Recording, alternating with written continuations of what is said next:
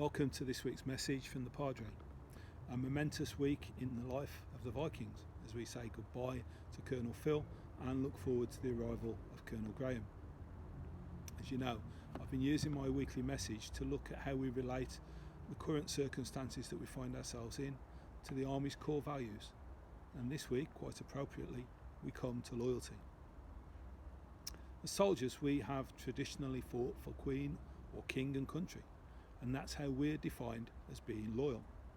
It's in our DNA, but in reality that just scrapes the surface of what loyalty means to us as soldiers. You see, loyalty is in many ways the glue that binds us together, from platoons to companies to battalions to brigades to divisions and ultimately to the whole army itself. Within this battalion, it's epitomised in our own identity as Vikings.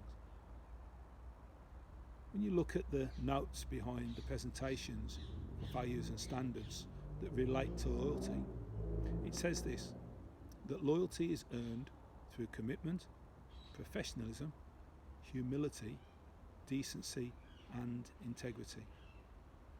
These are enduring characteristics that can't just be turned on and off at will. And Colonel Phil, by his own example, has carried these out in the rich traditions of our battalion. Indeed, in his final address to us this morning, he said and talked about what it means to be a Viking, and once a Viking, always a Viking, loyal to the battalion and to each other, something that must freely pass up and down from and to the chain of command. To remain loyal to those who we are close to can at times be challenging. Sometimes we're put into situations that will really challenge our own loyalty to our friends or the people that we work with or even our families. And sometimes we're found wanting. However, if we try to hold on to our integrity, we can prevail and work our way through these problems. In the Bible, one of Jesus' followers was called Simon. And Jesus had really high expectations of him. In fact, so much so that he actually renamed him Peter, Saint Peter that we all know. And the word Peter, the name Peter, means rock. And Jesus said to him, he said, Simon, I tell you, you are Peter, which means rock. And on this rock, you, Peter, I will build my church, and the power of death will not be able to defeat it. I will give you the keys to the kingdom of heaven.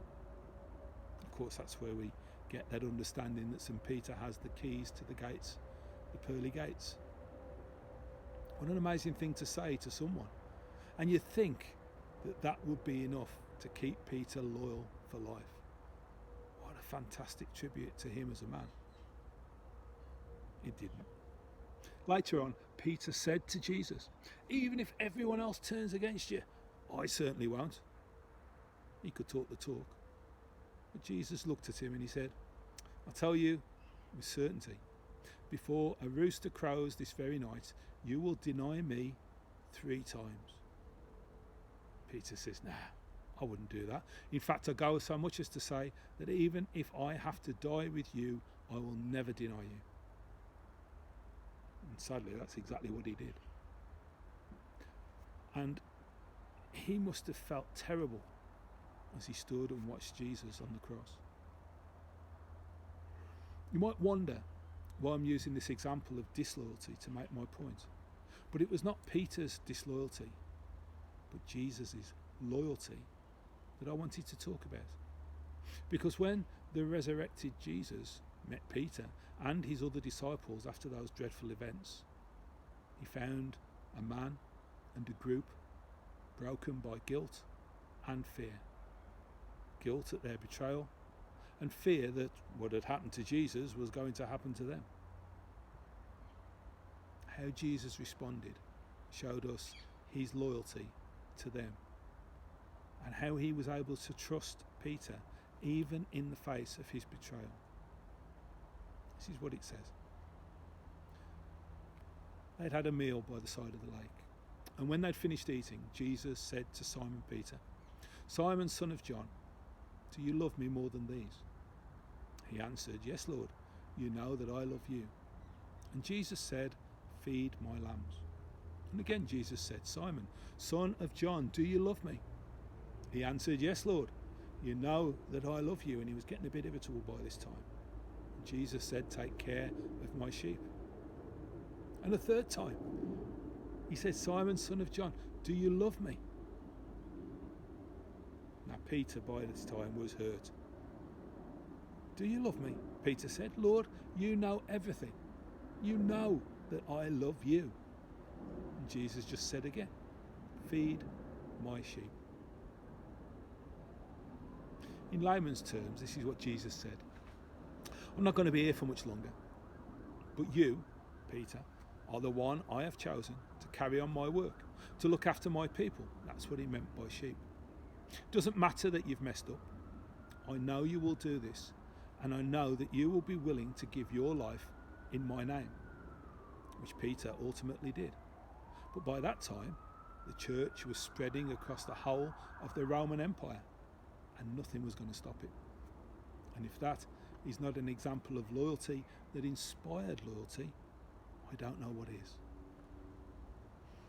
In my short, compared to many of you, army career, I've come across a number of warrant and LE officers who've said to me, do you know, Padre, I used to get in trouble as a private soldier. Didn't think I'd stick it, or I thought they were going to throw me out. But someone saw something in me and they stuck with us. And look at me now. They're still there because of a CO, perhaps like Colonel Phil, who might have disciplined them, a bit of tough love, but persevered with them and gave them a second chance.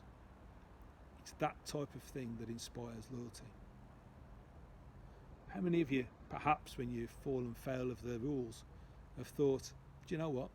I've been an idiot, but I've got a second chance and I'm going to make sure that I take it. And that's the thing. The opportunity is there, even when we mess up, to make the most of our careers. We might be the biggest scallywags that there are, but if someone shows loyalty to us and we recognise what they've done, then that can inspire a new loyalty within us that inspires us to greater things. Remember, loyalty is so much more than Queen and country. God bless you all, and please stay safe.